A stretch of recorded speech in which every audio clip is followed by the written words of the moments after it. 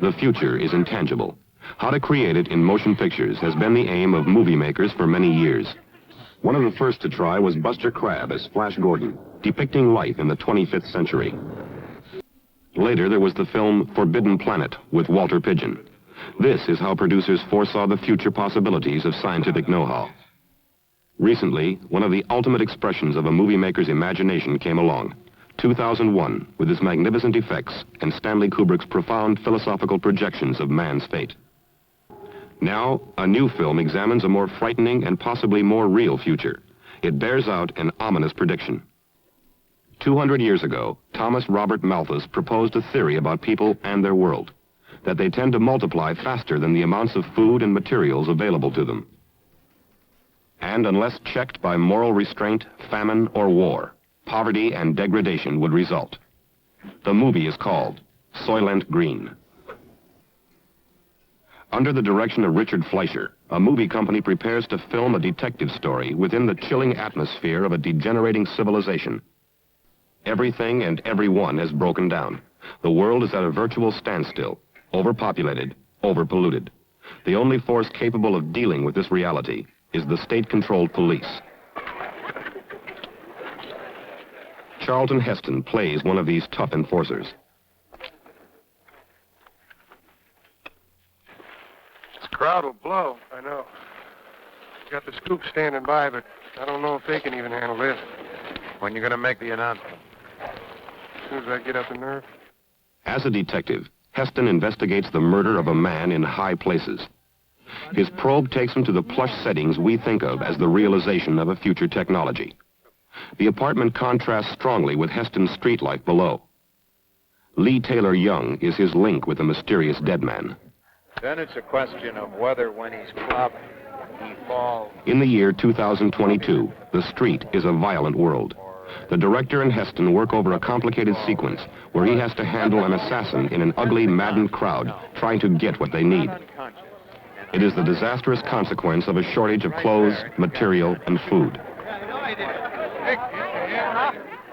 The actors aim to get their timing and moves together, so no one gets hurt working with a large mass of people like this.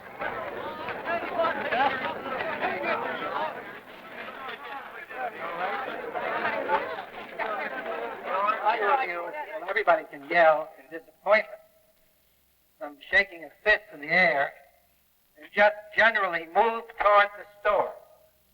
You'll have your chance this afternoon. Real cops and real windows.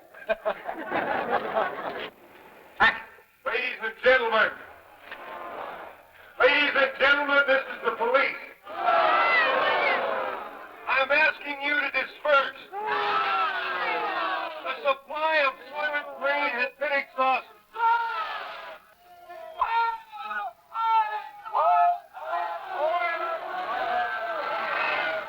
Come on.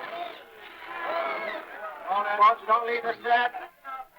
We have to do it again, ladies and gentlemen. Please go back to set. Edward G. Robinson plays the role of a police investigator who becomes weary with man's inhumanity to man. This was the famous actor's 101st motion picture. I want to thank all of you for coming tonight for this rather disorganized but deeply felt tribute to a remarkable member of my profession. I would like to begin by reading, I promise you, a short selection from the wires we have received today, or that Eddie has received. The first is from George Cukor. He says, "Dear Eddie, the first 200 are the hardest. Stop from here on in. It'll be easy sledding. Affections." Then, here is a wire to Edward G. Robinson, Metro-Goldwyn Studios.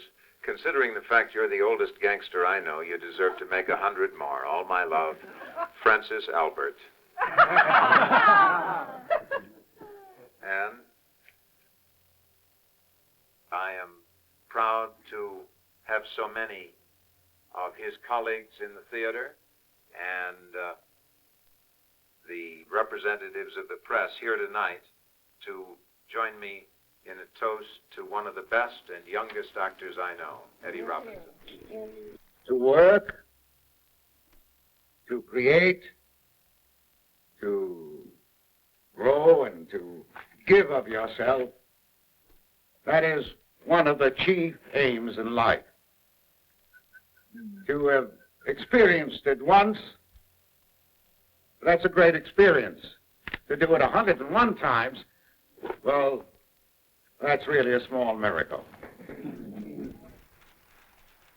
I've reached 101 pictures, okay, like the old gent. I'm going for 120 and 3 specials. There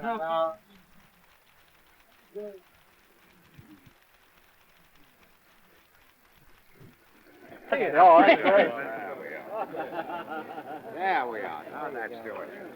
Good. There we are. The big and the little of it, that's it. All right. Which is best? I'll tell you which way the best count? Yeah. You direct it. You direct it. That's another take. That's right. All right. How about that? Go ahead. There. My gosh. You did it. I don't feel it that way, Dick. So Well, the motivation that an actor tells you that, you let him. the result of 101 pictures. That's what it'll do to you. With that, we know. Behind.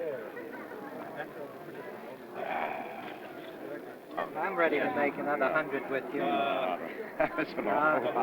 be very happy. How are you doing? I'll be happy to make them with you. They'd be a pleasure. I'm going to get one of these pictures here, George. How are you, John? How are you? How nice to see you, George. Edward. Good. Let's see. They look beautiful.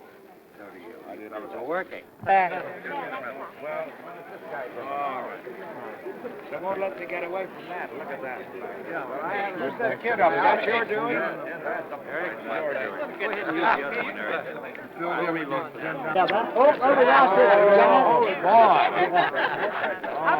It's nice of me to come, I tell